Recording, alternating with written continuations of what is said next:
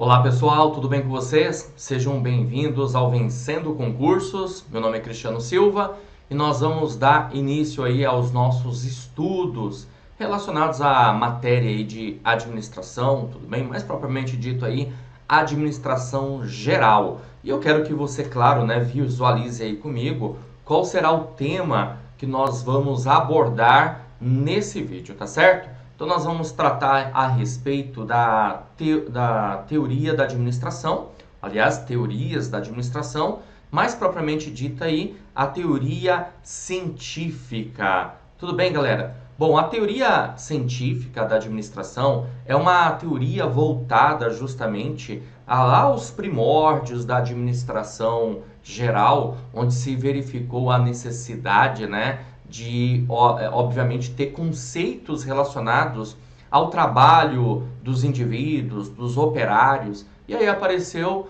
um camarada, né, posso dizer assim, muito importante nisso tudo, chamado Frederick Winslow Taylor, que trouxe excelentes recomendações a respeito da administração e como que as organizações, né, para a época, precisavam agir para ter, evidentemente, resultados satisfatórios, ok? Então é isso que eu quero mostrar aqui para você. Quero que você acompanhe aí comigo. Vamos lá, então.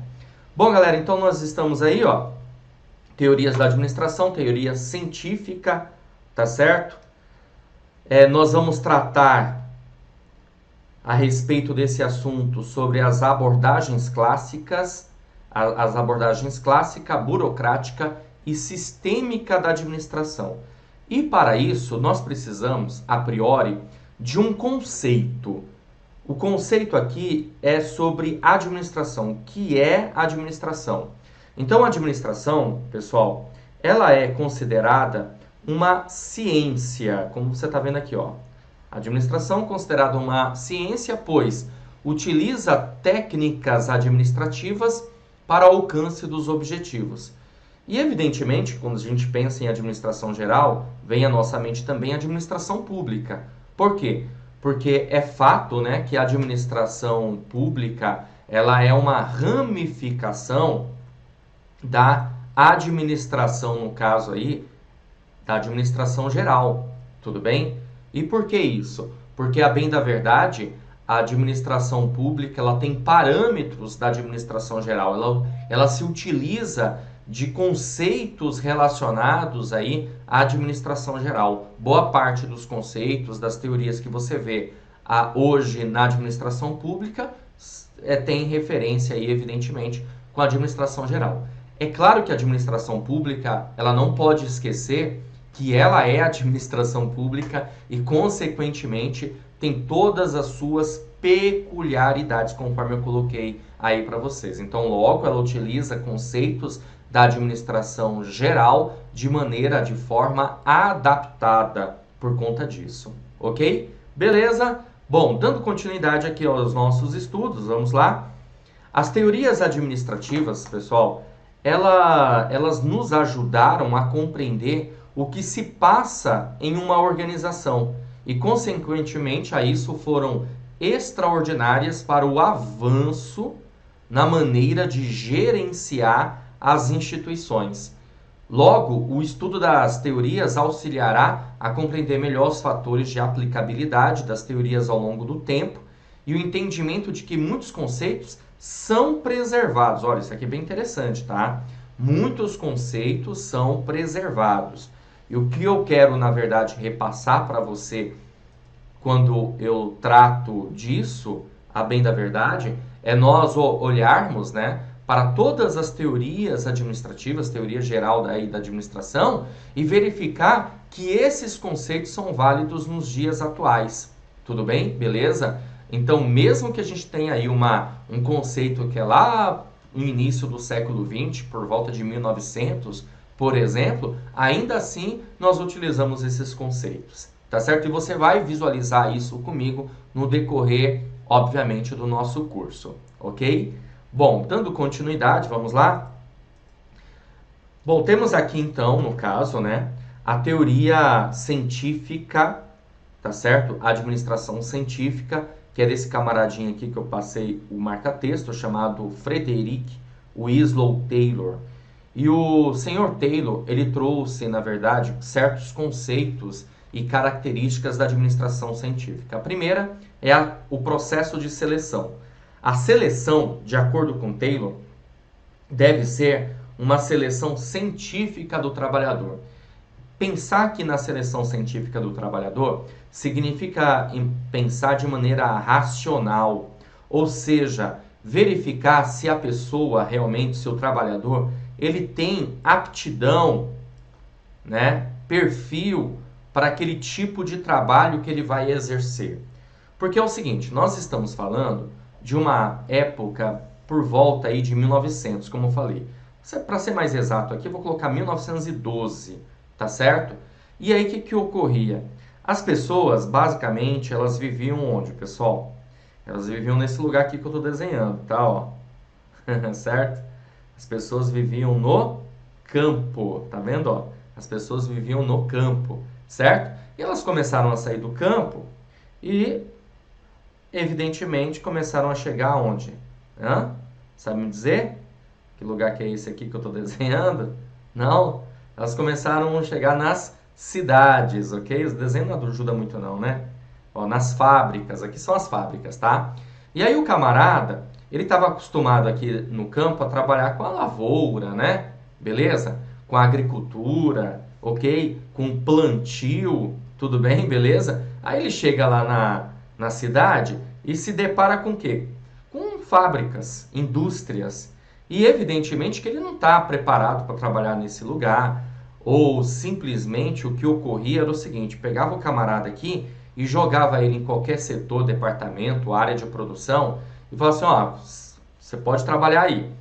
Sem verificar o perfil, sem verificar a aptidão para aquele tipo de trabalho, sem verificar, sem dar um treinamento, uma capacitação para esse camarada. E, consequentemente, o que nós tínhamos, então, nessa situação, o que acabava acontecendo aí, né? Nessa situação, muito desperdício, ineficiência do trabalho, entendeu? Então, pensando em tudo isso, o senhor Frederick Winslow Taylor entendeu a necessidade de uma seleção científica do trabalhador, verificar realmente perfil e aptidão para encaixar a pessoa no lugar certo. E aí, consequentemente, você passa a ter o quê?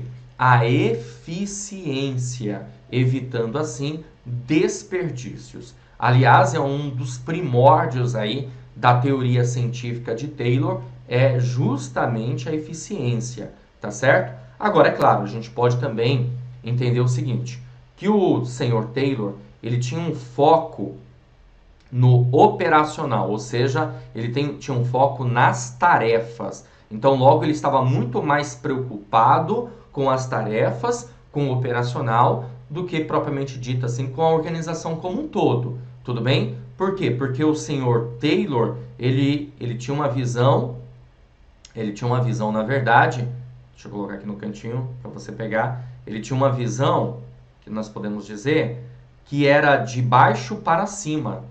Tudo bem? A visão que ele tinha era uma visão de baixo para cima.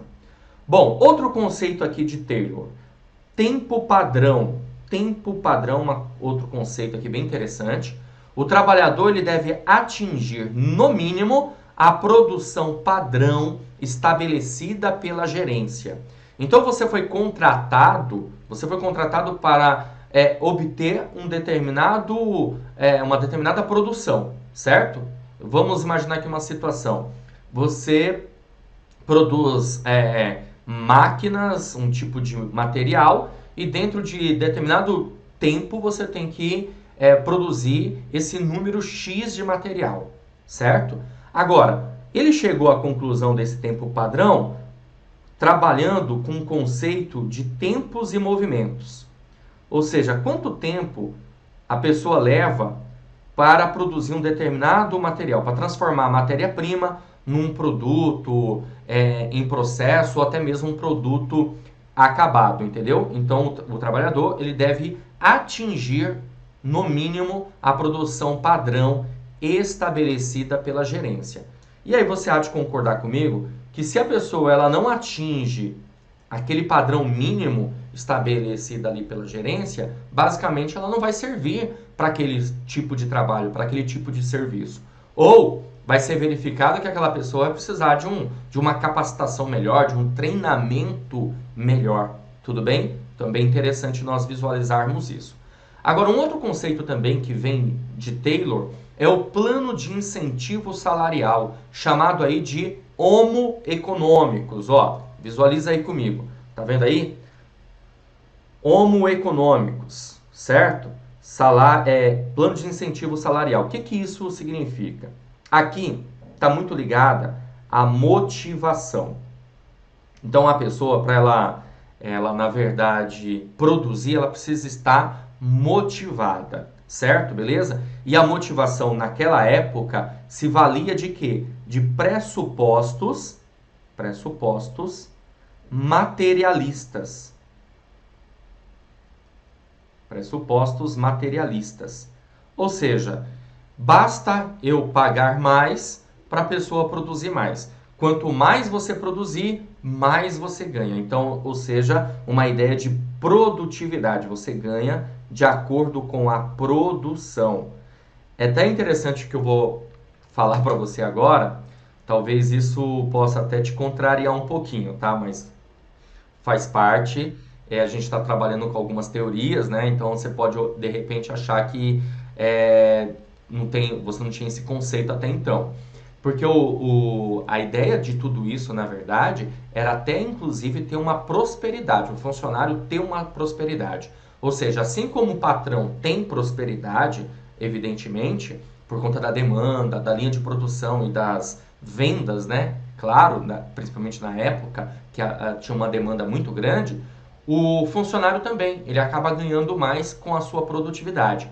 O que acarretou, na verdade, fazer com que as pessoas acabassem, de uma certa maneira, trabalhando muito mais. Trabalhando 2, 3 turnos, às vezes, entendeu? Porque é uma linha de produção e, consequentemente, as pessoas trabalhavam de acordo com turnos. E aí o camarada se via assim, poxa, se eu produzir mais, eu vou ganhar mais, então eu vou dobrar aqui a minha carga horária. Mais ou menos assim. Era uma forma de fazer com que as pessoas trabalhassem mais, consequentemente, elas acabavam prosperando.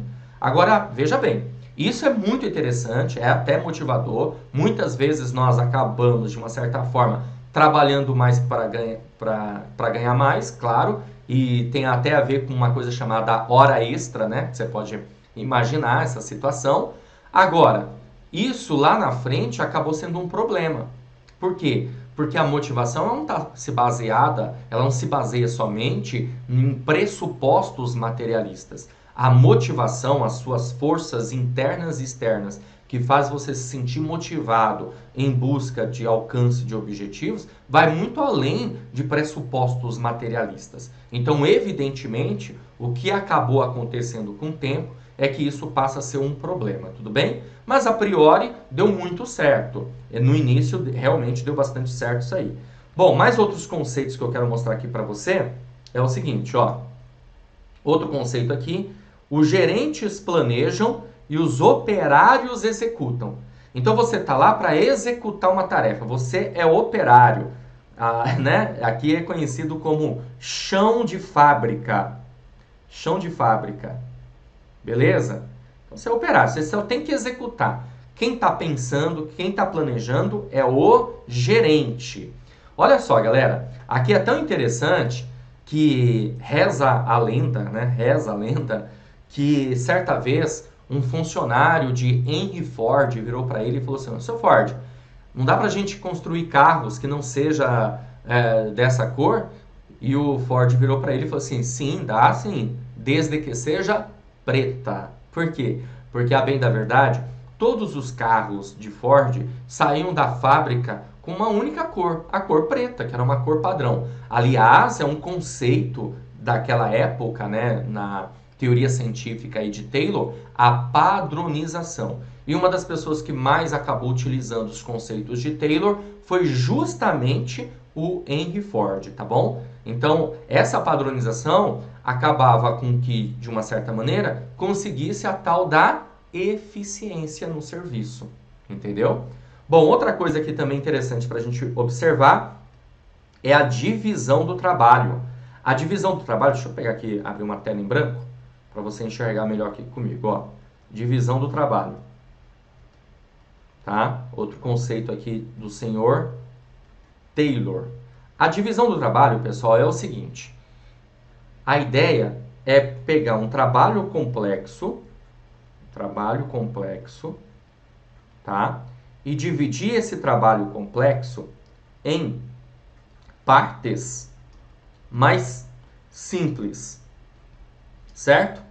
E aí, consequentemente, a organização conseguirá... Eita, mas quantos olhos tem esse cara aqui, né?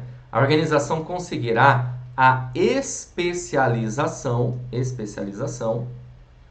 do funcionário, do operário.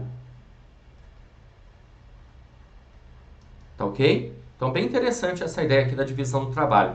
E é o que a gente vê muito, na verdade. Ó, se você parar para pensar, veja bem, numa linha de produção, a pessoa ela não vai, na verdade, fazer tudo, né? Ela, na verdade, cada um vai fazer uma coisa. Você já viu linha de produção? Por exemplo, aqui, linha de produção dos automóveis, né, das montadoras de veículos. Cada operário faz uma coisa. Um vai se preocupar, obviamente, com a parte da montagem da carcaça. O outro vai se preocupar com a montagem do motor. E assim por diante. Vai uma linha de produção, certo? Essa linha de produção acaba fazendo com que cada funcionário faça uma coisa. Tá vendo aqui meu celular? Não sei se você consegue enxergar daí, acho que sim, né?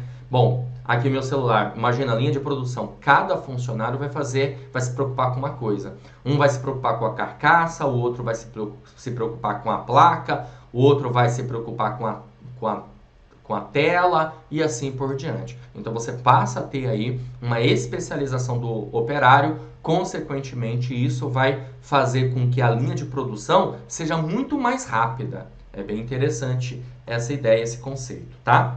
Bom, o que mais que nós temos aqui? Vamos ver. Olha só. Uma coisa interessante, né? Eu tenho aqui também, ó, supervisão. Voltando aqui pro slide. Ó, supervisão. Veja bem, é preciso ter alguém supervisionando o trabalho dos demais. E isso me chama a atenção em que sentido? Até hoje a gente pode ver que boa parte das empresas, né, das organizações, elas têm essa ideia da supervisão, de você ter um supervisor, um encarregado. Para pensar, né, nessa situação. Nas indústrias, né, nas fábricas, você enxerga esse funcionário chamado supervisor. E por que isso? Porque para a época, os funcionários eles eram entendidos como preguiçosos. É isso mesmo, o operário era entendido como preguiçoso. E aí precisava ter um supervisor lá para verificar o trabalho dessa galera, entendeu? Comandando esse pessoal, supervisionando, verificando se ele realmente estava fazendo um trabalho. E aí, essa coisa da ideia da recompensa e da punição. Então, se você produz mais, você ganha mais, mas se você não produz, obviamente, você será punido de alguma maneira, entendeu? Então, é uma situação que ocorre aí na teoria científica de Taylor. Agora veja, essas coisas são bem interessantes. Eu costumo dizer que Taylor tinha uma visão além do alcance, né, para a época, já estava enxergando aí bem o futuro, bem interessante. Porém, obviamente, que nem tudo são flores. Nós temos essas características ótimas da administração científica, mas também passamos a ter alguns certos problemas na teoria aí científica de Taylor, como por exemplo, como eu falei, pressuposto materialista, ou seja, a motivação não está ligada somente a pressupostos materialistas, vai muito mais além. É um sistema fechado, onde não existia uma interação entre as partes. Hoje é um conceito totalmente diferente, hoje nós temos um conceito que é preciso ter um sistema aberto e não um sistema fechado. Para a época, o sistema era um sistema fechado. Tudo bem? Então, isso, na verdade, passa a ter certas disfunções a teoria científica aqui do senhor Taylor. Tá certo, galera? Show de bola, vamos lá. Vamos dar continuidade, visualiza aí comigo, que eu tenho algumas outras coisas aqui para ver com você. Eu quero agora resolver algumas questões para você ter uma noção, uma ideia, como que o tema já foi abordado em provas de concursos, tá bom? Veja bem, não estou preocupado agora necessariamente com a banca examinadora em si, tanto que nós vamos resolver questões de algumas bancas para você ter uma noção, porque eu quero que você tenha uma noção geral aqui da nossa matéria, tá? Então veja, olha só, essa questão é da Banca CESP, como você pode ver aqui. Ela diz o seguinte: a administração científica é a escola, só deixando bem claro, tá? As teorias da administração são chamadas, tem esse perfil, né, de ser chamada de escola, até porque a administração é uma ciência, tudo bem? Então a administração científica é a escola mais recente nas teorias em administração, sendo a mais adotada nas organizações nos dias atuais. Pessoal, eu não falei das outras teorias para vocês, né? Mas a gente tem várias teorias aí. Nós temos, no caso, teoria científica de Taylor, temos teoria clássica de Fayol, nós temos teoria burocrática, nós temos teoria das relações humanas, nós temos teoria sistêmica, nós temos teoria contingencial e, claro, evidentemente que estudaremos essas teorias, ok? Agora, para pensar. Se eu falei para você que a teoria da administração científica ela é de 1912, lá no início do século XX, e nós estamos no século XXI, não tem um porquê de você marcar isso aqui como certo, você concorda? Porque a questão está dizendo que a administração científica é a escola mais recente, né, da administração, sendo a mais adotada nos dias atuais. Para pensar, se ela é de 1912, quer dizer que de lá para cá ficamos parados em conceitos de administração? Não faz sentido. Consequentemente, a questão ela está errada. Tudo bem? Beleza? Ela não é a mais recente, ao contrário. A administração científica é a escola, é a administração, é a teoria, né, mais antiga, a partir do momento que a administração passa a ser entendida como uma ciência, ok? A administração passa a ser entendida como uma ciência, logo a administração científica é a mais antiga. Beleza? Vamos lá. Temos aqui mais uma questão para resolver. A questão aqui de 2019, bem recente, caiu no concurso da Unicamp pela banca VUNESP, para profissional para assuntos administrativos. A questão diz assim: a utilização do filme Tempos Modernos, de Charles Chaplin, para exemplificar a forma como os trabalhadores eram vistos durante quase toda a primeira metade do século passado, o 20, tem sido recorrente para a explicação dessa visão dos trabalhadores como parte da engrenagem das máquinas sendo movimentados por elas na linha de produção. As máquinas é que providenciavam o ritmo e as ações dos trabalhadores. E o grande objetivo era a manutenção e o aumento da produtividade. Olha, bem interessante aqui, né? Se você com certeza absoluta já assistiu a esse filme, Tempos Modernos aí, de Charles Chaplin, com certeza absoluta, você se lembrou dessa ideia, né? Que as máquinas elas trabalhavam e o indivíduo ele era entendido como parte da engrenagem, parte da máquina. Então, na verdade, todo o trabalho produtivo era por conta das máquinas e o indivíduo estava lá só para dar continuidade, apertar um botão e assim por diante, certo? Consequentemente, por isso chamado de Tempos Modernos, um filme espetacular aí de Charles Chaplin, que mostra evidentemente como que era a linha de produção da época. Ok? Beleza? Agora, o que a gente tem aqui? Manutenção, nós temos aqui aumento da produtividade e esse contexto todo aí está se referindo a qual administração? Qual teoria da administração é que sustenta essa visão? Fordismo, toyotismo, fayolismo, taylorismo ou estruturalismo? O gabarito da nossa questão, pessoal, olha só, é a alternativa D, taylorismo. Exatamente os conceitos que eu acabei de passar para você Lá no filme Tempos Modernos, ele traz total conceitos relacionados a isso, tá? Inclusive tem uma hora que é interessante lá no filme, que mostra lá o personagem, né, de Charlie Chaplin, tendo um tique, né? Ele tá lá dando aperto numa determinada máquina lá, ok? E aí de repente dá um tique nele e o supervisor vem, tira ele, coloca outro no lugar, ele acaba detonando lá com a linha de produção. E é basicamente isso, você é uma engrenagem, se você não funciona, eu tiro você e coloco outro no lugar, certo? Esse era um conceito aí também da teoria científica de Taylor. Então, logo por isso, nós ficamos com gabarito alternativa D. Beleza, galera? Show de bola? Então tá maravilha. Beleza. Bom, é o seguinte, vou ficando por aqui. Espero ter ajudado, espero ter contribuído aí com o entendimento da matéria, certo? Beleza?